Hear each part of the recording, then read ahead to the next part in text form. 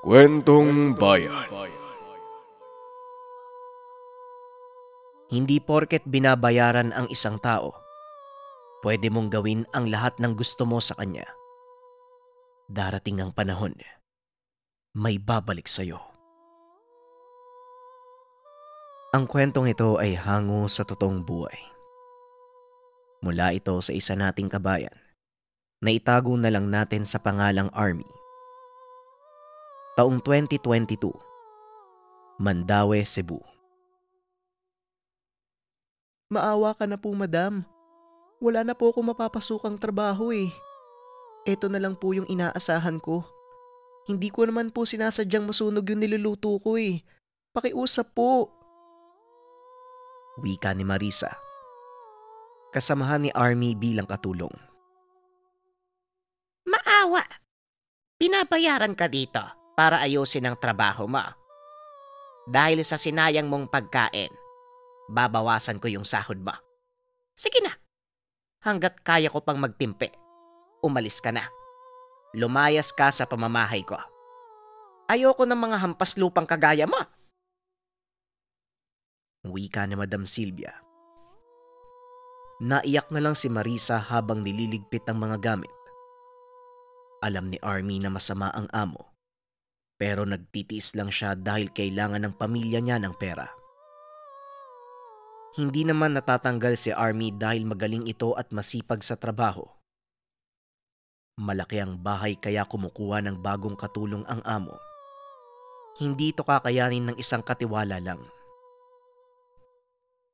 Bagaman 6 na taon nang naninilbihan si Army kay Madam Silvia, saksi ito sa kalupitan ng amo sa mga nakukuhang kapareha. Hindi natatapos ang buwan, bigla na lang itong gagawa ng eksena para sa ikakasama ng mga katiwala. Isang araw may kinuha muling katiwala ang amo, si Elsa na tubong sikihor. Maganda, makinis at masasabing maayos magdala ng sarili ang dalaga. Ayon naman kay Elsa, kailangan niya ng trabaho dahil iniwan siya ng asawa habang ang anak nila ay may malubhang sakit. Naisa nang matustusan ni Elsa kahit pangkain at gamot man lang ng anak.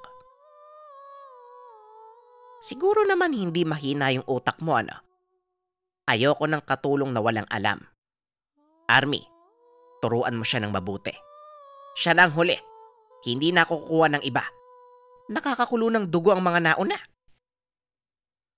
Wika ni Madam Silvia.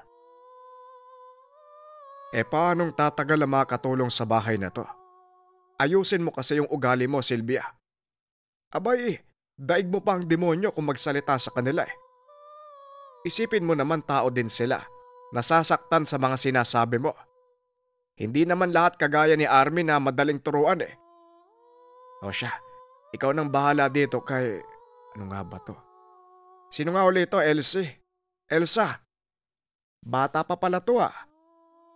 Silvia, ilang araw ako mawawala. Pakiusap, bawasan mo yung bunganga mo. Wika ng asawa ng amo. Ang pangalan nito ay Alejandro. Tahimik lang naman si Madam Silvia. Tinitigan niya ng masama si Elsa mula ulo hanggang paa. Lalo na nang alalayan ito ng asawa na magdala ng gamit sa kwarto kasama si Army. Ilang oras pang lumipas, matapos maayos ni Elsa ang mga gamit, tumulong na din ito kay Army na magligpit ng kusina. Napag-alaman niya na dalagang inapala ang bagong kasama. Kagaya niya, mas bata nga lang ng kalahating taon si Elsa sa kanya. Sa paglalarawan ni Army, hindi pa gaanong sanay sa gawaing bahay ang kasama. Kagaya din ng mga nauna, kailangan pa nito ng aalalay para magawa ng maayos ang gawain.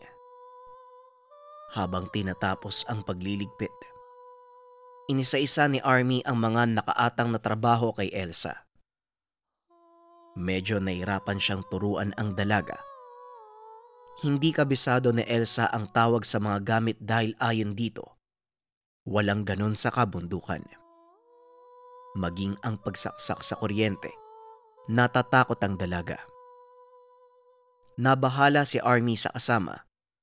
Nakikita niya na kung ano ang mangyayari kay Elsa. Ate, salamat sa pag-alalay mo sa akin ha. Nga pala may ibibigay ako sa'yo. Para lang sa'yo ha. Huwag mong ipapabasa kahit kanino. Kapalit ng kabutihan mo sa akin. Mga banal na salita yan eh. Pwede mong gamitin pang proteksyon. Binibigay ko lang yan sa mga piling tao. Wika ni Elsa. Aba, papel na may nakasulat na Latin. Ay nako, salamat ha. Pero parang nakakakilabot kung basahin eh. Paano mo nalaman to? Saka bakit may ganito ka? Tugon ni Army. Turo lang po yan ng lola kong namatay na. Magaling namang gagamot yun eh. May mga naturo siya sa akin, lalo na yung mga katagang magagamit ko pang depensa kung sakali. Saka hindi lang yan basta manggagamot ang lola ko, Ate Army. Marunong din po yun ng lihim na karunungan na mula po sa demonyo. Tugon ni Elsa. Napatitig si Army kay Elsa. Biglang nagtayuan ang balahibo sa katawan niya. Tila biglang nagbago ang itsura ng magandang babae sa harapan niya. Hindi naman nagpahalata si Army. Tumawa lang ito para magkunwari na hindi siya naniniwala sa mga sinasabi ng dalaga. Nakangiti sa kanya si Elsa na tila ba binabasa ang aura niya. Binasag ng malakas na boses ang kanilang pag-uusap. Sumisigaw ang amo dahil hindi niya makita ang hinahanap. Nagwawala ito na maging ang mga nakahanay na unan sa upuan. Tinatapon niya kung saan-saan. Lumapit si Army para pakalmahin ang amo, pero hinanap nito ang bago. Gusto niyang si Elsa ang maganap. Sa kasamaang palad, hindi niya alam ang itsura ng pinapahanap ng amo, kaya halos hahambalusin siya nito at paulit-ulit na sinabihan na mahina ang utak. Ilang sandali pa, may nakitang libro si Madam Sylvia sa paanan ni Elsa. Walang ano-ano'y dinampot niya ito at pinukpok sa ulo ng bagong katulong. Naupo si Elsa sa sahig dahil sa lakas ng pagkakapukpok sa kanya. Sinasabi ko sa'yo, ayoko nang mahina ang utak. Army, kunin mo nga yung babaeng yan. Mamaya hindi ko matansya. Ano pang magawa ko sa kanya? Lumayas ka sa harapan ko. Wika ni Madam Sylvia. Pasensya na po kayo. Hindi na po mauulit. Tugon ni Elsa. Hinila na siya ni Army sa kusina. Kinakabahan ito dahil unang araw pa lang ng kasama. Nasaktan na siya ng amo. Napailing na lang si Army sa nakitang ugali ng amo. Tila nasisiraan ito sa tuwing sinusumpong ng masamang ugali. Inalalayan na lang niya ang kasama habang sinusuri ang ulo nito. Bumukol, kaya kaagad niyang nilagyan ng yelo para humupa ang pamamaga. Nang araw na yun, alam niyang hindi na magtatagal ang bagong kasama. Maging siya naisip na ding umalis. Pero ayon naman sa kanya, mahirap nang maganap ng panibagong amo. Kaya naman titiisin niya na lang ang hirap sa trabaho. Ate, ganun ba talaga yung matandang yun? Pasensya na ha. Unang araw ko pa lang, parang hindi na kaagad maganda ang nangyari. Kung hindi lang nasa pagamutan yung anak ko eh. Hindi ko sana papasukin to kaso kailangan niya ng gamot eh. May alam ako mga pamamaraan sa panggagamot. Pero hindi ko kayang mapagaling ang anak ko. Doktor ang kailangan niya, Ate Army. May kanser ang anak ko eh. Kaya kailangan ng malaking pera para maduktungan man lang ng kaunti ang buhay niya. Wika ni Elsa. Sino namang nagbabantay, Diyos ko? Ang buhay nga naman ano. O siya, sige, gabi na din eh. Hayaan na natin ang mga hindi natin natapos na gawain ngayong araw. Magpahinga na muna tayo.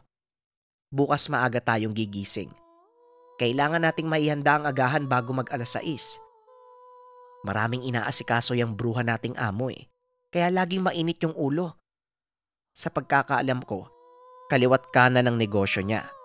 Dagdag pa na palaging wala ang asawa. Kaya sige na, magpahinga na tayo.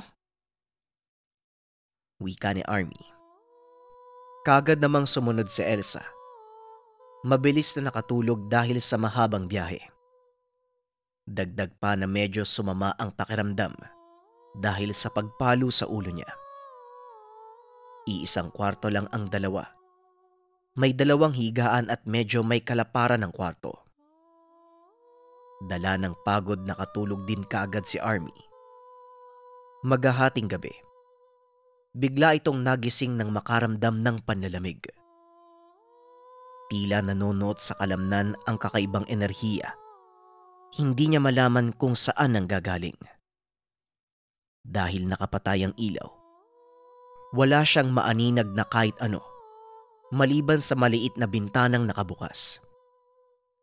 Inisip niya na baka mahangin lang sa labas at nakapasok sa loob ng kwarto. Bubuksan na sana niya ang ilaw, pero may narinig siyang tunog. Napaisip si Army kung saan ito nanggagaling. Nung una akala niya tila mahinang pagkanta. Pero hindi nagtagal, nagulantang siya nang makita niya si Elsa. Ayon kay Army, nakaramdam siya ng kakaibang takot. Kaya imbis na alamin ang nangyayari, bumalik ito sa pagkakahiga at nagtalukbong ng kumot. Napabigkas ng panalangin si Army dahil yung tunog na naririnig niya para bang nagmumula sa demonyo. Ilang oras pa ang tinagal ni Army sa ganong posisyon hanggang sa tuluyang nakatulog. Ate Army, gising na po. Akala ko po ba maaga tayo? At saka parang wala kang tulog, ate. Ayos ka lang ba? Tanong ni Elsa. Kanina ka pa ba gising? Ay nako, pasensya ka na. May nangyari kagabi eh. Hindi ako nakatulog dahil sa... aray ko. Medyo masama siguro ang pakiramdam ko. Parang lalagnatin ako eh. Tugon ni Army. Totoo po ba yan? Huwag kang magpalusot. Alam kong nakita niyo ko kagabi. Huwag po kayo mag-alala. Hindi naman po ako masamang tao eh. Tugon ni Elsa. Kahit ganon ang nangyari, pinakalma niya ang kasama. Sinabi ni Elsa na walang kasama ang bata sa ospital.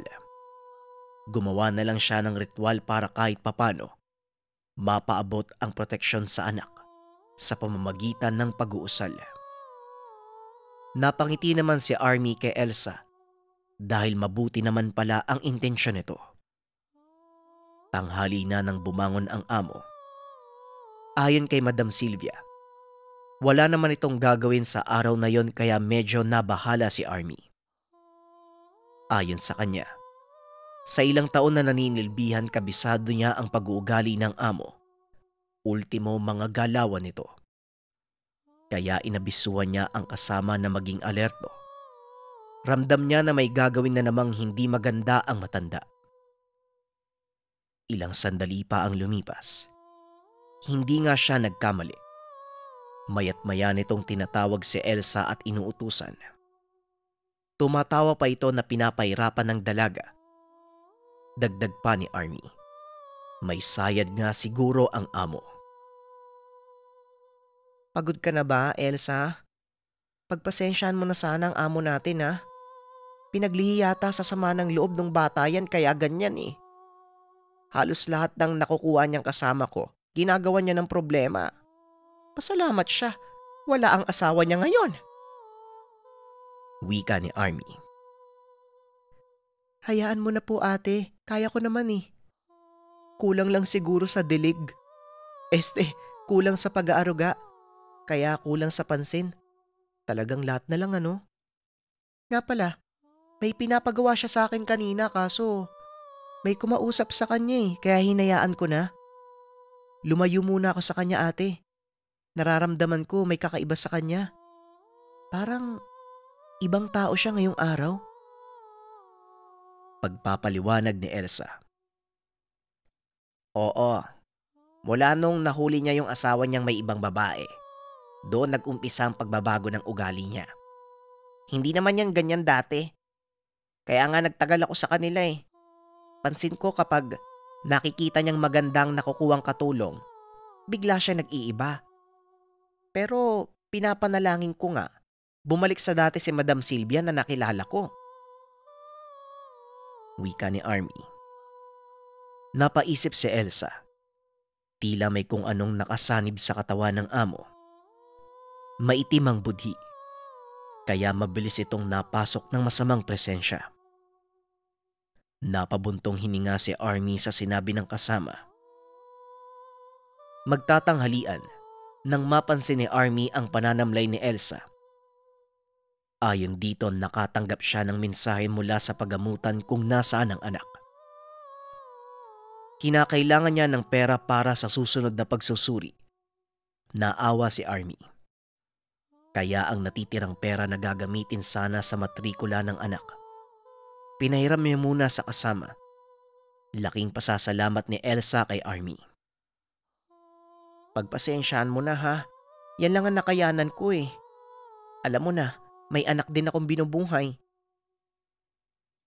Wika ni Army. Naku, malaking bagay na po to para sa akin. Sobrang salamat po. Nga pala ate, tanggapin mo to. Sa ngayon, ito lang talaga masusukli ko. Basta wag niyo pong ipapabasa sa iba ha. Nakapangalan po yan sa'yo eh. Magiging sumpayan kung sakaling mabasa ng iba. Makakatulong po to sa'yo pangontra sa negatibong aura ng mundo. Magsisilbing proteksyon din po, lalo na sa mga demonyo. Tugon ni Elsa. Ay nako, papel uli. Salamat ha kung ano man to. Hindi ko na lang babasahin, itatago ko na lang muna. Kailangan ko nga siguro to para sa demonyo nating amo. Hanggang sa biglang pumasok ang amo. Nakita ng matanda ang ginagawa ng dalawa. Pinag-isipan nito ng masama. Hinablot niya ang perang ibinigay ni Army at sinabing ninakaw ito ni Elsa. Doon nagsimulang dumilim ang paningin ng matanda kay Elsa. Walang ano-ano. Kinaladkad niya ito palabas ng tahanan. Nagmamakaawa si Elsa hindi lang sa sakit sa bugbog ng amo. Kailangan din niya ang perang kinuha sa kanya. Inaawat ito ni Army pero wala siyang nagawa kung hindi mapaiyak sa nasaksiyang kalupitan ng amo. Halos patayin niya si Elsa dahil lang sa maling akala. At ang pinakamasaklap, pinalayas niya ito sa tahanan ng walang dala. Halos lumuhod naman si Elsa maibalik lang ang kinuha ng matanda. Mandurugas! Magnanakaw! Abay dito pa talaga sa pamamahay ko. Hala sige, lumayas ka't wag na magpapakita sa akin.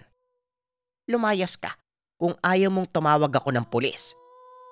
Ikaw, Army, mula sa araw na to, wala ka nang matatanggap na sahod mula sa akin.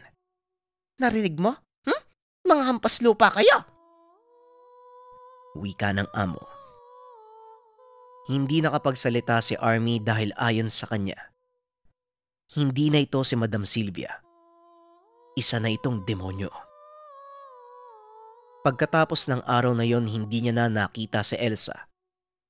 Halos hindi siya makatulog sa pag-iisip kung ano ang nangyari sa kasama. Nanalangin na lang siya na sana maging maayos ang lagay ni Elsa kahit na masaklap ang naging karanasan.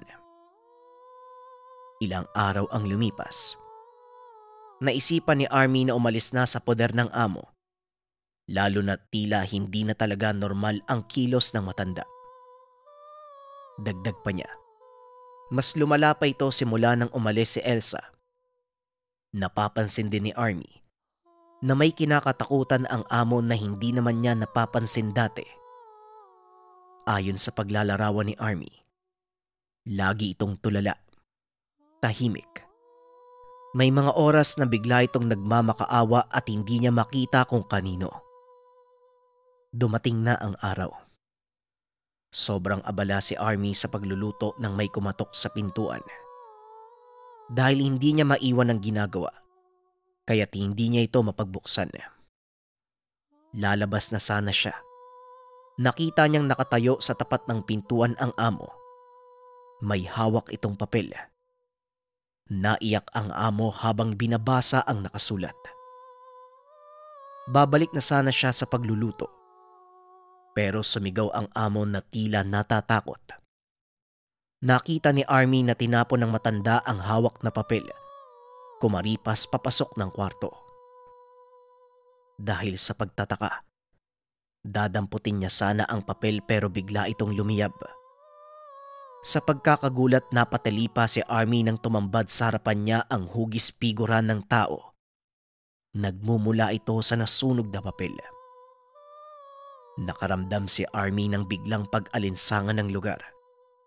Nagtayuan din ang lahat ng balahibo niya sa katawan dahil sa takot. Hanggang sa napansin niya, kagaya ito ng papel na binigay ni Elsa sa kanya. Hindi na nagdalawang isip pa si Army. Nag-impake na ito ng gamit at nagpaalam na uuwi na ng probinsya. Magpapaalam na siya sa amo. Biglang nanlaki ang mga mata ni Army nang makita ang matanda. Tila butiking gumagapang paakyat ng kisame. Halos himatayin si Army sa nakita. Patakbo na sana siya. Bigla na lang lumundag ang nilalang sa harapan niya. Sa paglalarawan ni Army, tila hayop na may kakaibang itsura ang amo. Halos lumabas na ang mga mata. Naaagnas ang balat.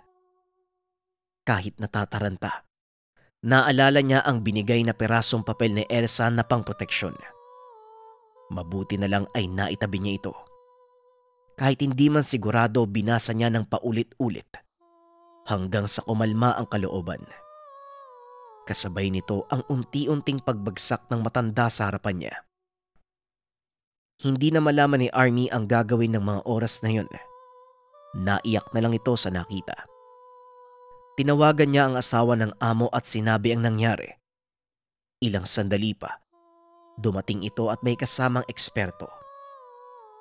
Naabutan nilang nakaiga ang asawa sa mahabang sopa.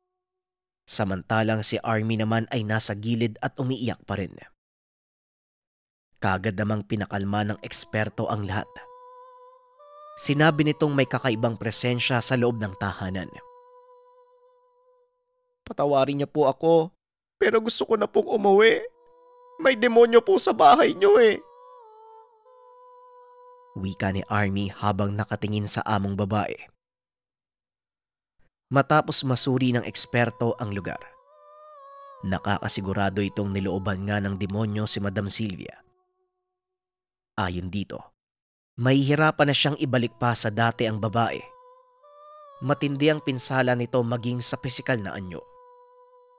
Dagdag pa ng eksperto, ang magagawa na lang niya, bigyan ng pangontra at proteksyon ng asawa. Umuwi na si Army sa probinsya kasama ang anak. Ilang araw magmula nang nakauwi, nabalitaan niyang namatay si Madam Sylvia at ibinenta ang bahay nito. Napag-alaman din niya na umalis na papuntang ibang bansa ang among lalaki. Naibahagi ni Army ang kwentong ito. Dahil ayon sa kanya, palagi pa rin niyang napapaginipan si Elsa. Ang kwentong ito ay hango sa totoong buhay. Mula ito sa isa nating kabayan na itago na lang natin sa pangalang Pablito, taong 1985, Bacolod City. Anak, huwag kang sumama. Kumapit ka sa akin, anak. Pakiusap. Huwag mo kong iwan. Demonyo, bitawan mo ang anak ko.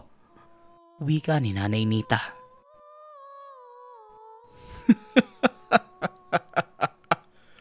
Wala ka nang magagawa. Akin na si Tina. Akin! Tugon ng demonyo. Dumagundong ang buong paligid. kasabay ng pagkawala ng kaluluwa ng anak ay siya ding pagkawala niya sa katinuan.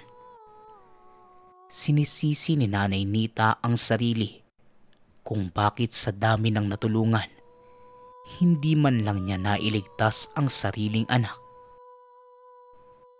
Makalipas ang 1 buwan. Ngayon ang unang araw mo? Ako nga pala si Rodolfo. Matagal na ako nagbabantay sa paralang to. Siya nga pala, kung may gusto kong itanong o hindi kaya hindi ka naiintindihan, sabihan mo lang ako ha. Wika ng gwardyang si Rodolfo. Sige po, maraming salamat. Ako lang po ba yung natanggap na kapalit nung nadisgrasya? May kalumaan na pala yung paaralan na to, no? Saka parang may kakaibang storya. Marami din bang mga guro dito? Tugon ni Pablito. Bago ka ba dito? Kuya Rodolfo, Patulong naman po. Pasensya na ha, mukhang may pinag-uusapan kayong... Wika ng guro na si Sinaya. Nahinto ito sa pagsasalita nang marinig ang sigawan ng mga mag-aaral palabas ng silid. Takot na takot ang mga bata dahil ayon sa kanila, isa na namang kaklase nila ang nagwawala na tila sinasapian. Sumigaw ang guro at humingi ng tulong sa mga bantay ng lugar. Kaagad namang inalam ng dalawa ang nangyayari. Walang takot na niyakap ni Pablito ang batang nagwawala. Sa paglalarawan niya, maliit lang ang bata pero tila mas malakas pa ito sa 4. Nangangalmot pa ito at nangangagat, kaya buong lakas itong hinawakan ng binata. Pinalabas ni Rodolfo ang mga estudyanteng nagsisigaw sa takot. Inalalaya naman ng guro si Pablito para maitali ang bata sa upuan. Nag-utos din ng iba pang guro na magtawag ng pari sa malapit na simbahan sa lugar. Maswerte namang tumugon ang paring ipinatawag. Abay, pang ilang estudyante mo na ba ito, Zenaya? Hindi na ito normal. Madami ng mga batang dinadamay ang mga ligaw na espiritu sa paaralang to. Siya nga pala, ililipat na ako ng parokya sa susunod na linggo. Sana naman, bago ako umalis makakita tayo ng solusyon sa problemang ito. Isang kaluluwang hindi matahimik. Dito lang mismo sa silid na ito nagpaparamdam. Wika ni Father Nelson. Kaluluwa? Sa pagkakaalam ko kung may ganun man, posibleng naghahanap siya ng hustisya kaya nanggagambala. Matagal na ako dito, Father, pero wala naman akong naaalala na ganun. Wala din namang nangyari sa silid na to, maging sa buong eskwelahan. Tugon ni Rodolfo. Maaaring hindi dito mismo, pero posibleng tumawid o galing sa kalapit na lugar. Sa ngayon, maghanda kayo ng araw. Magsasagawa tayo ng pagbebendisyon para matulungan natin ang kaluluwa na makatawid. Muling wika ng pari. Sumang-ayon naman ang 3. Matapos madasalan ang bata, bigla namang naging maayos ang lagay nito. Hindi matandaan ng bata kung anong nangyari sa kanya. Basta ayon dito, sobrang pagod ang katawan niya. Minabuti na lang ng guro na ihatid ang bata. Samantala ang dalawa naman, inihatid na din ang pari pabalik ng kapilya. Dahil sa pangyayaring iyon, nabalisa si Pablito. Buong buhay niya doon pa lang niya naranasan ang ganong pangyayari. Minabuti na lang ng binata na matulog ng maaga. Ramdam pa din niya ang kakaibang kilabot at halong pagod sa pagpigil sa bata. Pabalik-balik ito sa isipan ni Pablito. Hindi niya inaakala na totoo pala ang sanib. Kinaumagahan, maaga pa lang naghanda na ito papasok ng paaralan. Ayon sa kanya, sinisigurado niya munang malinis at maayos ang mga silid. Hindi naman kalayuan ang paaralan sa tahanan ng binata. Mabilis lang siyang makakarating kahit lakarin lang. Habang naglalakad papasok ng paaralan, may namataan siya na isang matandang babae. Panay ang nguya na tila sinisipat ang lugar. Napaisip ang binata kung bakit sobrang aga namang namamalimos ng matanda. Sa paglalarawan niya, gusgusin ito at nakayapak lamang. May bitbit pa itong supot na kung hindi siya nagkakamali, yon ang hinunguya na matanda. Ilang sandali pa na makalapit ng tuluyan sa pasukan ng paaralan, napaatras si Pablito dahil kakaiba ang baho na matanda. Natakot naman ang binata nang bigla itong ngumisi at nagsalita. Mapupula ang mga ngipin nito. Magandang umaga sa iyo, iho. Ikaw ba ang nagbubukas ng paaralan? Pwede ba akong pumasok? Hahatiran ko lang sana ng pagkain ng anak ko. Matagal na siyang hindi nakakauwi sa amin eh. Saka nagluto ko ng pansit. Gusto ko sana siyang dalhan. Wika ng matandang babae. Ay, sino po ba? Wala pa pong tao ngayon ng mga oras na to. Saka ano po bang pangalan? Bago lang po ako dito eh. Hindi ko pa kabisado ang mga pangalan ng mga guro. Pero Ale, nakakatiyak po kung wala dito ang hinahanap mo. Tugon ni Pablito. Iho, nandyan lang siya sa loob at hindi makalabas. Sana matulungan mo ako mailabas ang anak ko. Parang Naudlot sa pagsasalita ang matanda. Abay, ang aga-aga eh. Nandito ko na namang baliw ka. Umalis ka na. Baka ano pang magawa ko sa'yo eh. Ano? Wala dito ang hinahanap mo. Baliw! Pablito, paalisin mo na yan. Baka... Natigil sa pagsasalita si Rodolfo nang muling dumura ang matanda. Nakatitig ito sa gwardya na tila may binubulong sa hangin. Matalim ang tingin ng matanda kay Rodolfo.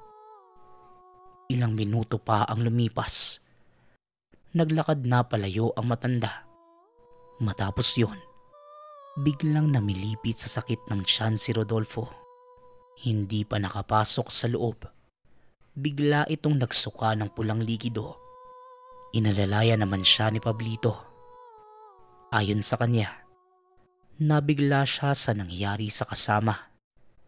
Naiisip ng binata baka hindi lang nakapag-agahan ng gwardya, kaya ganun ang nangyari.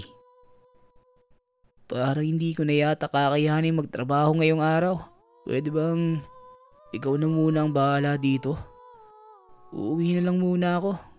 Para kasi... Bigla itong sumuka at sa tagpong yon, itim na likido naman ang lumabas sa bibig ng kasama na may kasamang mga insekto. Naiyak sa takot si Rodolfo dahil ayon sa kanya, maaaring may kinalaman ang kaharap kanina. Kahit nangihina, nagawa pa nitong magkwento patungkol sa matandang gusgusin. Ayon sa kanya, ang matandang nakita ni Pablito kanina ay si Nanay Nita, isang bantog na mambabarang noong hindi pa nababaliw. Dagdag pa ni Rodolfo, hindi niya naman intensyon na bastusin ang matanda. Pero hindi ito aalis kung hindi niya papagalitan. Ayon pa dito, hinahanap ng matanda ang anak na nasa loob ng paaralan. Pero hindi naman ito matagpuan ni Rodolfo.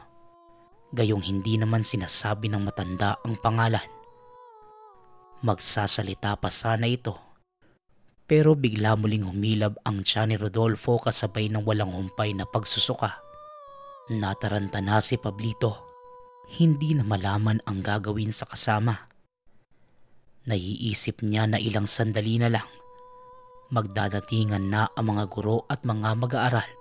Kukuha pa sana si Pablito ng mainit na tubig nang may namataang babae na nakatayo hindi kalayuan sa kinaroroonan nila.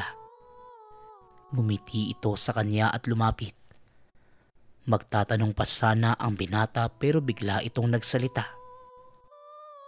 Usog ng mambabarang ang tumama sa kasama mo. Naku, walang lunas dyan.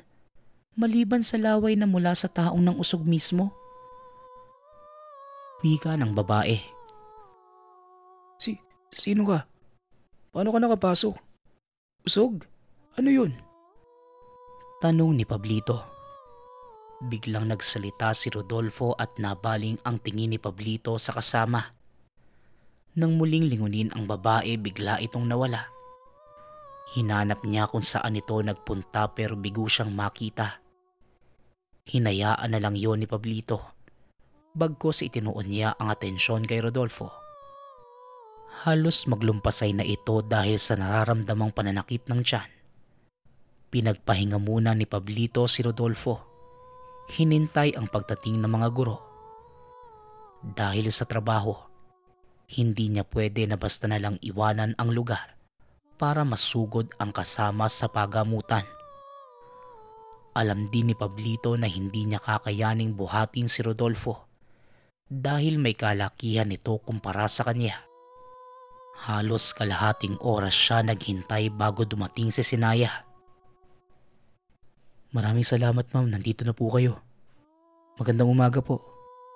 Ma'am, kakailanganin ko po ng tulong niyo. Wika ni Pablito. Diyos ko, ano bang nangyayari? Ba't namumutla ang mukha mo? Anong ginawa mo? Kanina ka pa ba dito? Saka ano yang... Tugon ni Sinaya. Napatakip ito ng bibig nang makita ang gwardya na walang malay sa gilid ni Pablito. Para na itong lantang gulay na namumutla. Hahawakan sana ng guro si Rodolfo. Ngunit bigla naman siyang hinawakan ni Nanay Nita. Nakapasok pala ito kasunod ng guro dahil nakalimutan niyang isarado ang pasukan. Napapitlag naman si Sinaya dahil sa biglaang paghawak na matanda. Tinitigan siya nito sa mga mata at nagsalita. Napaatras ang guro at umalis sa lugar. Napangiti naman ng bahagiya si Nanay Nita at tumarap kay Pablito. Sinabing kailangan niya ng tulong mula sa binata para mapalaya ang kaluluwa ng anak. Dagdag pa ng matanda.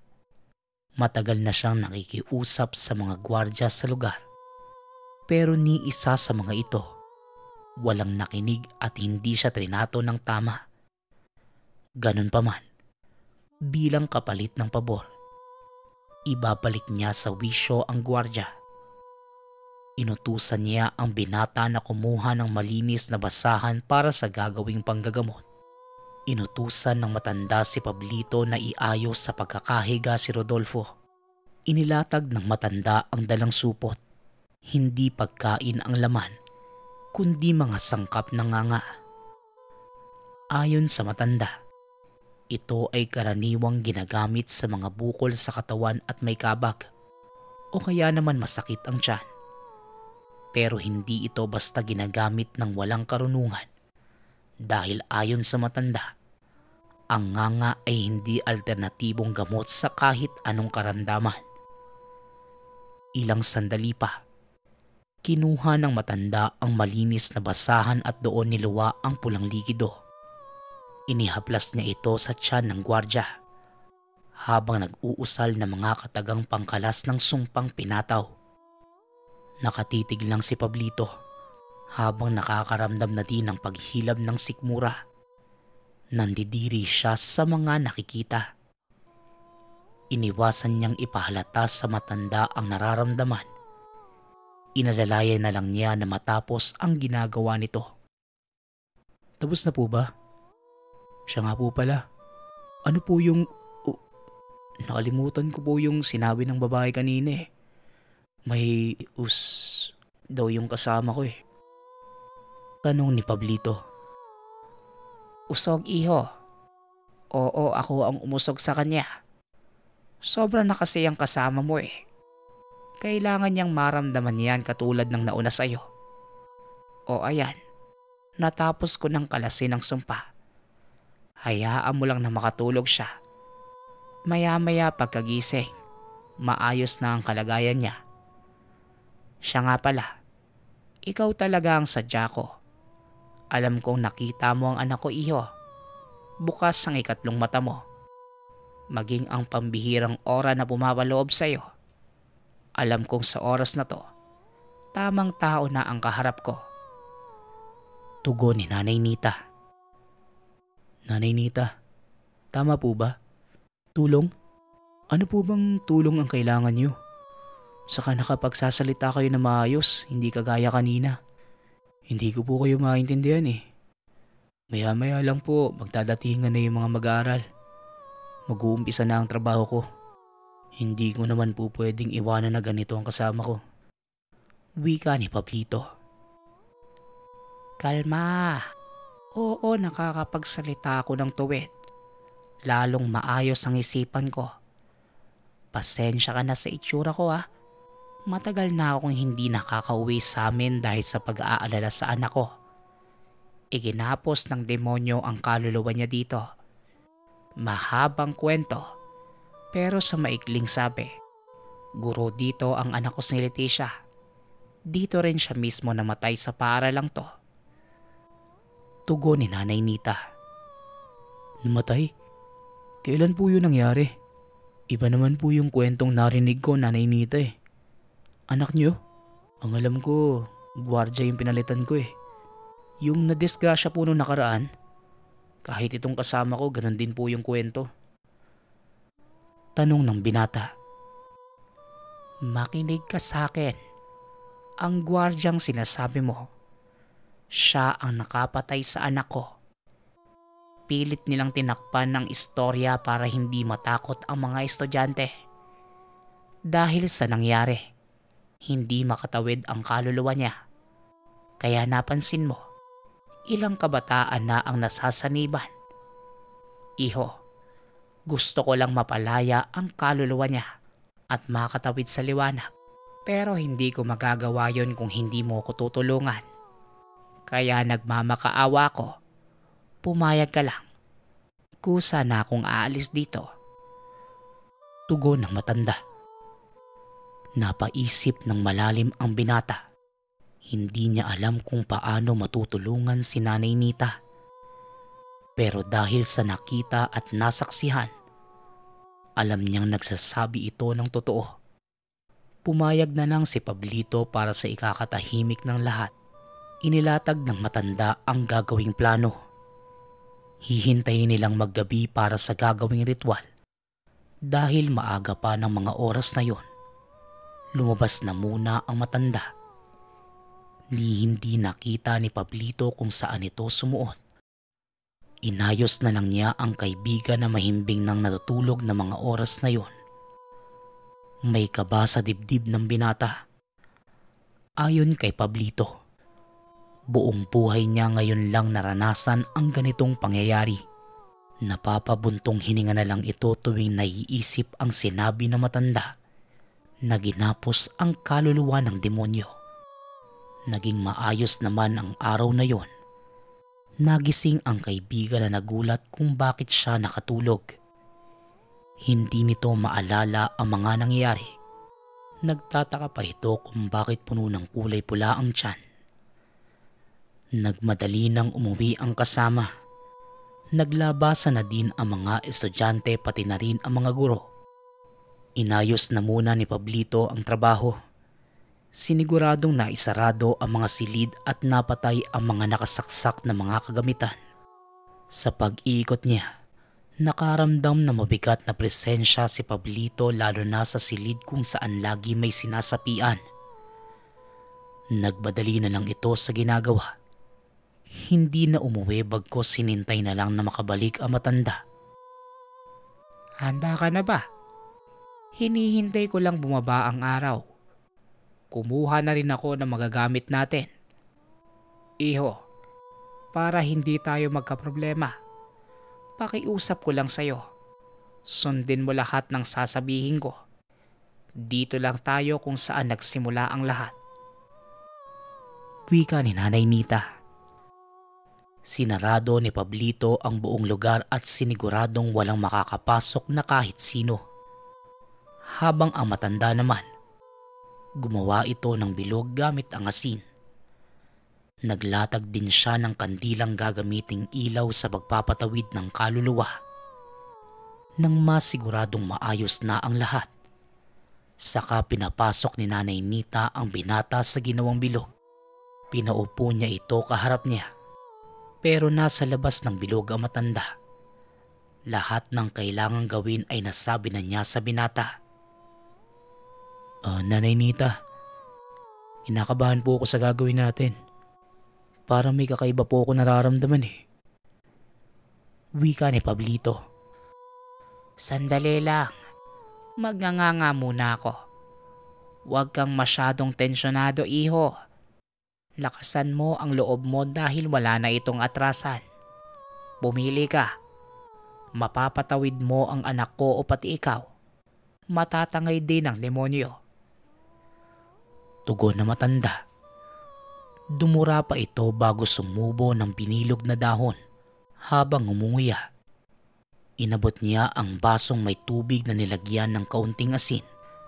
Nag-ihip din ito ng pamproteksyon para sa binata. Ilang saglit lang nang mainom ng binata ang tubig. Pinaupo niya si Pablito. Pinakalma at pinapikit ng mga mata. Nang mga oras na yon, malamig ang pakiramdam ng binata. Hanggang sa naglakbay na ang diwa niya sa kawalan. Habang ang matanda naman, nagsasalita sa harap niya sa hindi maintindihang lengguwahe. Napasigaw ito na tila may puwersang kumakalaban sa ginagawa. Ilang minuto lang ang nakalipas, biglang napaungol ang binata. Uminit ang aura ng paligid na tila napapalibutan siya ng apoy.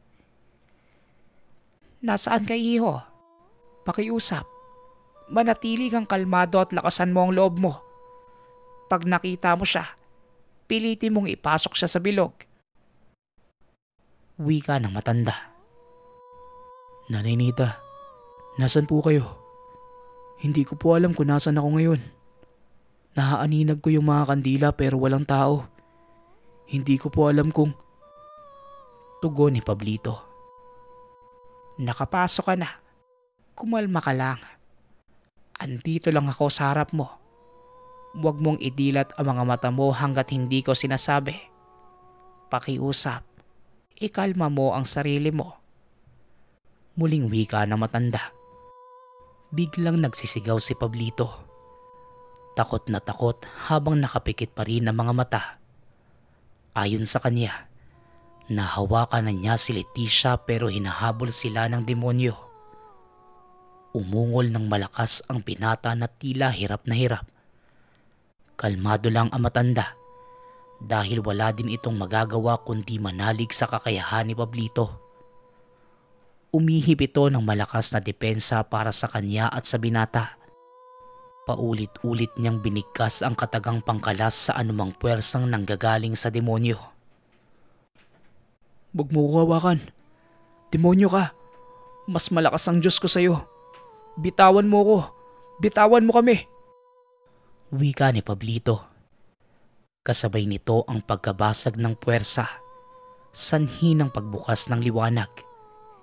Hinatak ng binata si Leticia papasok sa ginawang bilog kung saan ito papunta. Hanggang sa bigla na lang kumalma ang paligid. Nakangiti ang dalaga habang nagpapasalamat sa binata. Umiiyak pa si Pablito habang sinasabi sa matanda na naipasok na niya si Leticia.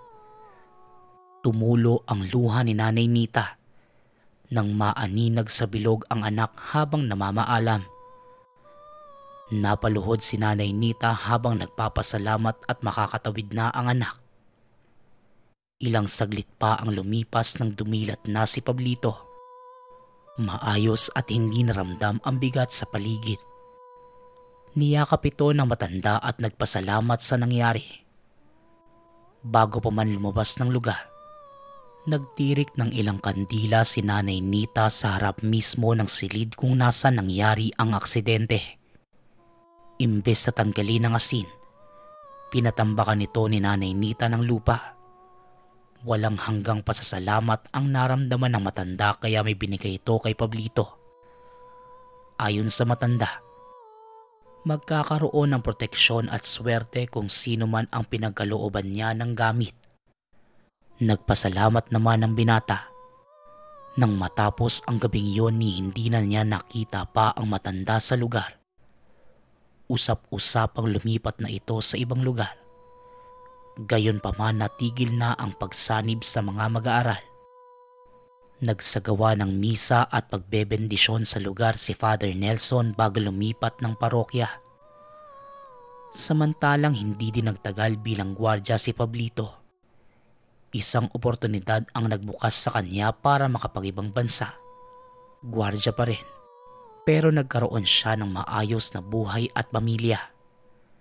Magpasa hanggang ngayon, meron na itong 2 anak.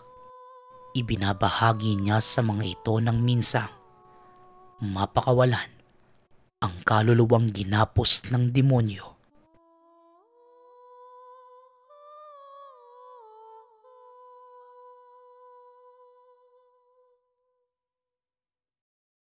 Kwentong Bayan.